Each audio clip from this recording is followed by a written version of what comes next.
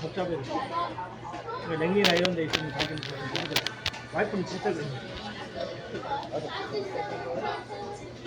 당장 방지하고. Hi, everybody. It's November 11th, 2024. In Canada, it's a national holiday called Remembrance Day, where we honor the law. It's kind of like Memorial Day and Veterans Day put together. It was, we honor both our fallen veterans or service members, armed service members, and the surviving veterans. So I just come back from my annual visit at the what we call the cenotaph here in Canada. So it's the war memorial that every town, village, and city has, and there was a huge turnout for the Remembrance Day ceremonies, bigger than I've ever seen by far. Sorry for the gravelly voice, but I'm still getting over that bad cold I had a couple of weeks ago. So in front of me in the crowd was a father holding his son on his shoulders, so above the crowd so he could see. And I thought my earliest memory is of my dad putting me on his shoulders. I must have been about 2. And it was a cold, frosty, snowy day in Sudbury, Ontario. And my dad put me on his shoulders. And I knew, even though I was just a little girl, I knew the importance and the solemnity of the occasion. And every Remembrance Day reminds me of that. There was also a girl, looked to be a teen with Down syndrome, that reminded me of my brother Paul, who died on was killed on April 23rd of this year. So it's not over. All the litigation is not over. My fabulously wealthy nun sister, 4,000 kilometers away in Ontario, who had a secret power of attorney over my brother, is suing me to have me declared a vexatious litigant so that I won't have any rights at all in Canada. I won't be able to even defend myself or my own rights.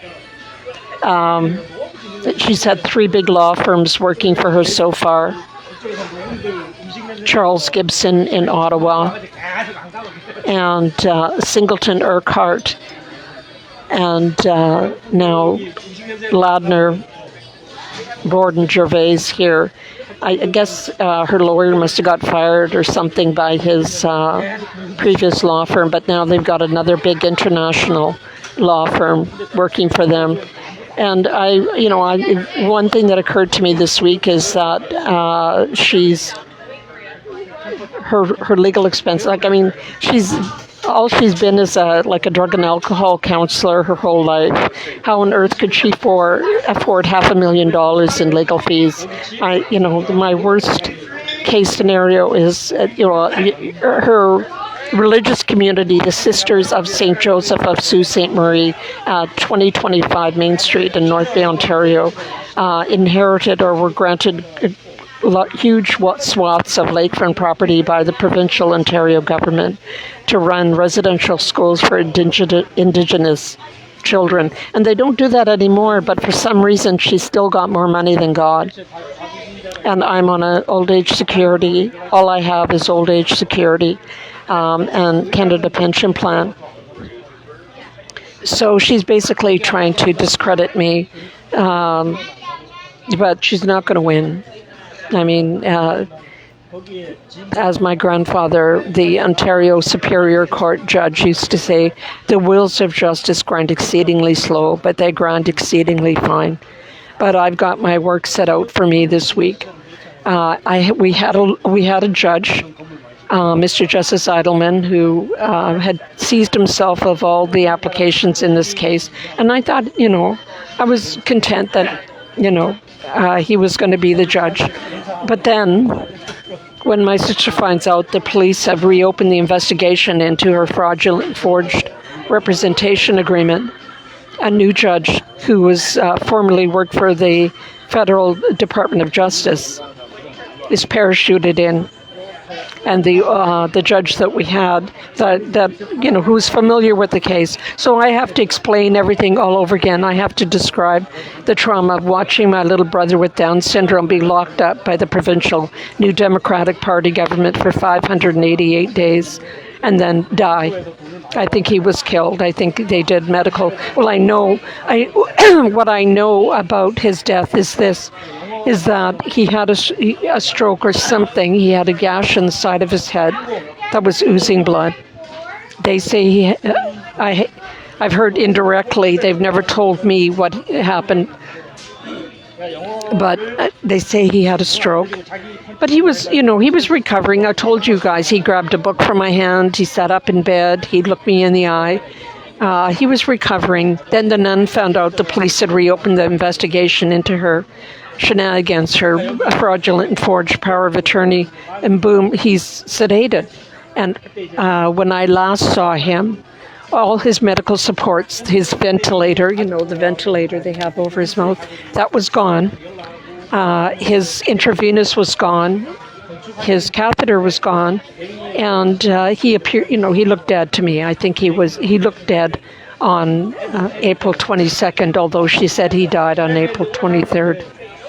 So I think she told medical staff. She didn't tell the medical staff that her the authority that she had over my brother was being investigated by the RCMP. What she did was she just told them to withdraw all his medical supports and to administer hydromorphone, which is they sedated him to death, as I've been telling you since this happened. So I'm applying to adjourn the hearing that my sister set down to have me declared a vexatious litigant in all proceedings until we find out from the police what their conclusions are about their investigation.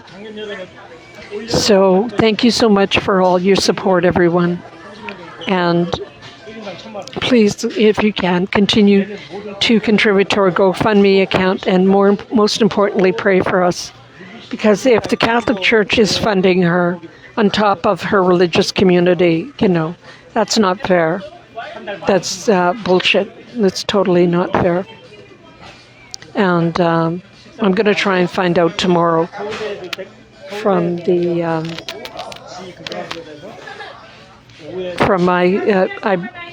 I'm a member of a Catholic Church. I'm going to try and find out from my priest whether the Catholic Church is funding her litigation against me. But I'm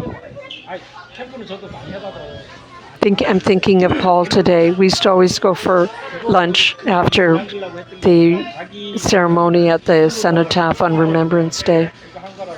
So take care, everyone, and have a wonderful, peaceful day with your families and friends.